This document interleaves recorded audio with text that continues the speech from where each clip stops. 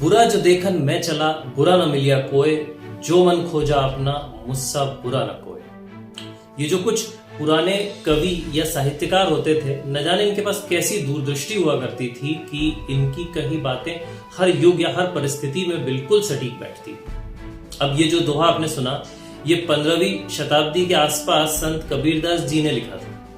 लेकिन जब तक इस धरा पर जीवन है, तब तक इस दोहे की सार्थकता बनी रहेगी। अब जैसे एक लंबे समय से हम नेताओं और सरकारों को कोसते आ रहे हैं, जो काफी मामलों में जायज भी होता है, लेकिन आज के इस दौर में एक मतदाता के रूप में हम कितने बदले, कितने तैयार हैं इस नए युग के लिए? क्या इस बारे में हमने सोचा है? सियासत के आज के एपिसोड में हम बात करने वाले हैं कि किस तरह की राजनीति इस देश में आ चुकी है और अब हम इस देश की जनता के रूप में इसके वर्तमान और भविष्य के लिए कितने तैयार हैं। नमस्कार, आप देख रहे हैं सियासत का 27वां एपिसोड। यह शॉकवेव नेटवर्क, मैं प्रतीक, आपकी खिदमत।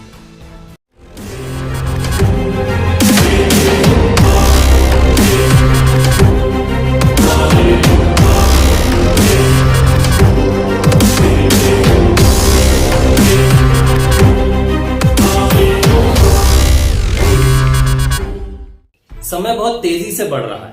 कंपटीशन हर जगह है। नौकरी हो, व्यापार हो, घरेलू सेवाएं हो या फिर भिक्षा अभिलाषी ही क्यों ना हो। आज जब हर चीज में प्रतिस्पर्धा है, तो फिर हमें यह भी समझना होगा कि ये जो सियासतदान है, यह भी प्रतिस्पर्धा में दौड़ रहे हैं। और एक बात हमें बड़ी परिपक्वता के साथ समझनी होगी कि इस दुनिया में संपूर्ण सेवा जैसा कुछ नहीं हो सकता। यानी कोई भी चैरिटी सिर्फ चैरिटी ही हो, ऐसा नहीं हो सकता। कुछ लोग ऐसे हैं जो चैरिटी की आड़ में अपने पुराने पाप धोने में लगे होते हैं। कुछ चैरिटी को अपनी पीआर एक्टिविटी बना देते हैं। कुछ चैरिटी के चंदे से अपने लिए कोठियां और महल बना लेते हैं। लेकिन आप इतने हताश ना हो, यहां कुछ ऐसे भी होते हैं जो अपने काम से, अपनी कर्तव्य निष्ठा से इस समाज को कुछ ऐसा दे जाते हैं जो इस देश की धरोहर बन जाता है। उनका किया हुआ काम अपने समाज और अपने देश को गौरवान्वित करता है। एक ऐसा ही नाम है स्वर्गीय लता दीनानाथ मंगेशकर जी का। इस वर्ष ने हमारी दीदी को तो हमसे छीन लिया, लेकिन उनकी आवाज, उनकी शख्सियत आज भी हमारे जहन में जिंदा है और आगे भी रहेगी। उन्होंने इस देश की सांस्कृतिक धरोहर के लिए जो योगदान दिया है, वह अतुलनीय रहेगा। और इसी दिशा में मंगेशकर परिवार ने लता ताई के नाम पर एक ऐसे खिताब का आगाज किया जो हमारे समाज में अपनी कर्तव्य निष्ठा और अभूतपूर्व योगदान को सम्मानित करेगा। इस कड़ी में पहला नाम आया है हमारे देश के यशस्वी प्रधानमंत्री माननीय नरेंद्र दास मोदी जी का। देश सेवा, कर्तव्य निष्ठा और कई वर्षों से संवैधानिक पदों पर रहने के बावजूद भी जिन पर आज तक भ्रष्टाचार का कोई दाग न हो, ऐसे पंत प्रधान का इस पुरस्कार से नवाजा जाना उनका सम्मान है या उस पुरस्कार का सम्मान है, यह हम तय नहीं कर पा रहे। और शायद यह भी कह सकते हैं कि एक बहन का अपने भाई को दी गई आखिरी भेंट भी हो सकती है। हमें यकीन है कि मोदी जी के लिए पुरस्कार उनके दिल के काफी करीब रहेगा और इसी तर्ज पर वे आगे भी भारत को विश्व में और अधिक प्रभावशाली बनाने में अपना योगदान देते रहेंगे। तो जैसा कि मैंने शुरुआत में कहा कि यह देश बहुत तेजी से बदल रहा है, लेकिन यहाँ की राजनीति भी बदल रही है और इसी के साथ बदल रहे हैं यहाँ के राजनीतिक और यहाँ की आवाम। लोग अब जात पात, सड़क नाली से ज्यादा राजनीतिक दल की नीतियों और उम्मीदवारों के चरित्र और विश्वसनीयता को देखकर वोट दे रहे हैं। इसमें बहुत खास बात निकल कर आती है। हाल ही में हुए 5 राज्यों के चुनावों में अगर आप देखें, तो सबसे पहले अगर आप पंजाब की बात करें, तो कांग्रेस और अकाली दल की खींचतान से तंग आ चुकी जनता ने अपना पूरा प्रेम आम आदमी पार्टी की तरफ न्यौछावर कर दिया। पंजाब के बड़े बड़े नेता बड़ी बड़ी बातें करते रहे, फिर चाहे वो बादल हो, कैप्टन अमरिंदर हो, नवजोत सिंह सिद्धू हो या फिर उनके मुख्यमंत्री चन्नी ही क्यों ना हो। पंजाब की जनता ने जता दिया कि किस तरह वे अब सिर्फ बातें करने वाले ही नहीं, बल्कि काम करने वाले नेताओं को मौका देना चाहते हैं। पंजाब भारत का एक महत्वपूर्ण और संवेदनशील सूबा है। यहाँ की सीमाएं पाकिस्तान से सटी हुई हैं और यहाँ के कई युवा भारतीय सेनाओं में अपनी सेवाएं दे रहे हैं। ऐसे में यहाँ की राजनीति राष्ट्रीय स्तर पर ही नहीं, अंतर्राष्ट्रीय स्तर पर भी महत्ता रखती। भारत को अंदरूनी तौर पर कमजोर बनाने की कोशिश घर के अंदर से भी हो रही है और घर के बाहर यानी विदेशों से भी हो रही है। आप अच्छी तरह जानते हैं कि खालिस्तान बनाने की बड़ी साजिश इस देश के बाहर बड़े जोर शोर से चल रही है। आज ही से नहीं बल्कि कई वर्षों से।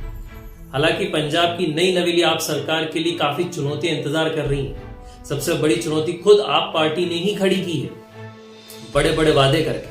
चुनावों से पहले अरविंद केजरीवाल ने जो भी वादे किए उन्हें चुनावों के बाद सरकार में आने के बाद मानो लकवा मार गया हो। पंजाब के नए मुख्यमंत्री भगवंत मान और पार्टी सुप्रीमो केजरीवाल दोनों को ही जबरदस्त झटका लगा जब उन्हें पंजाब की वित्तीय स्थिति का पता चला। ऐसे में जब दबाव पड़ा तो फौरन केंद्र सरकार के आगे हाथ फैला दिए, यानी केंद्र में बैठी भाजपा से लड़कर भिड़कर खुद उनसे बेहतर दिखाकर चुनाव जीता और सरकार में आने के बाद काम करने के लिए उन्हीं से पैसा मांग लिया। धन्य है, ऐसी कॉमेडी केजरीवाल और भगवंत मान जैसे लोग ही कर सकते हैं। खैर, आपने घबराना नहीं है। हम उम्मीद करते हैं कि पंजाब की जनता को सुशासन की सौगात मिलती रहेगी। आप पार्टी ने इस देश को कांग्रेस का एक बड़ा विकल्प दे दिया है। जो लोग कांग्रेस से दूर जाकर भी भाजपा की तरफ नहीं आना चाहते थे, उन लोगों के लिए आप एक अच्छा विकल्प। 5 राज्यों में कांग्रेस का सफाया हो गया, जिसमें से 4 राज्यों में भाजपा की सरकार बनी और पंजाब जहां भाजपा का वजूद नहीं था, वहां आपको अपने कुछ सालों में की गई मेहनत का फल मिल गया। वहीं अगर बात की जाए उत्तर प्रदेश की, तो वहां जनता ने योगी सरकार को क्लियर मैंडेट देकर यह बता दिया कि अच्छे काम और अनुशासित तरीके से चलने वाली सरकार को वे डिस्टर्ब नहीं करेंगे। विधानसभा के चुनाव में तो योगी सरकार ने 403 सीटों पर 255 सीटें अपनी नाम कर सरकार बना ली, लेकिन अभी हाल ही में हुए विधान परिषद के चुनावों में भाजपा ने 36 में से 33 सीटों पर जीत हासिल की, जबकि सपा और बसपा का इसमें सुपड़ा साफ हो गया। 3 सीटों पर निर्दलीय प्रत्याशी जीते। ये और बात है कि मोदी के चुनावी क्षेत्र काशी में भाजपा प्रत्याशी नहीं जीत पाए। जाहिर है, यही तो इस देश के जनतंत्र, यहाँ के सिस्टम की खूबसूरती। कुछ नतीजे प्रत्याशित और कुछ अप्रत्याशित हो जाते हैं। सबसे महत्वपूर्ण है जनता का यह समझना कि उनके एक एक वोट की क्या महत्ता है, किस तरह उनका एक एक वोट समाज की और इस पूरे देश के भविष्य की नींव रखता है। एक मजबूत मैंडेट से एक मजबूत सरकार खड़ी होती है, जिससे उस सरकार के पास काम न करने का कोई बहाना नहीं बचता। हमने देखा है कि कुछ शहरों के साथ बड़ी ज्यादती हो जाती है। केंद्र में कोई और सरकार है, राज्य में कोई और, सांसद किसी और पार्टी का है तो विधायक किसी और पार्टी का, मेयर किसी और पार्टी का है तो नगर सेवक किसी और पार्टी का। अब एक मतदाता के रूप में आप ऐसी खिचड़ी बनाएंगे तो आपके इलाके में विकास को छोड़कर बाकी सब कुछ होगा। लेकिन खुशी की बात है कि अब भारत में मजबूत मैंडेट बनना शुरू हो गया। जितनी मजबूत हमारी सरकार होगी, उतना ही मजबूत हमारे देश को विश्व पटल पर आप देख सकेंगे। अपनी चुनी हुई सरकार को तोड़ने या गिराने की साजिश सिर्फ आपके बूथ के कार्यकर्ता या प्रदेश की राजनीति के चलते ही नहीं, बल्कि अंतरराष्ट्रीय साजिश का नतीजा भी हो सकती है। पाकिस्तान में किस तरह एक चुनी हुई सरकार को गिरा दिया गया, आप सभी ने देखा। ये जो सड़क आंदोलन का एक नया फैशन निकल पड़ा है, ये कुछ ऐसी ही नियत लेकर आया। विदेशी फंडिंग के चलते इनकी नियत सिर्फ सरकार को कमजोर करना ही होती। ऐसी सभी साजिशों से लड़ता आपका एक वोट, अपने वोट को आप मजबूत बनाइए, अपनी ताकत बनाइए। सियासत के आज के एपिसोड में बस इतना ही। आप जुड़े रहिए शॉकवेव नेटवर्क के साथ और देखते रहिए सियासत मेरे यानी प्रतीक के साथ। धन्यवाद। जय हिंद।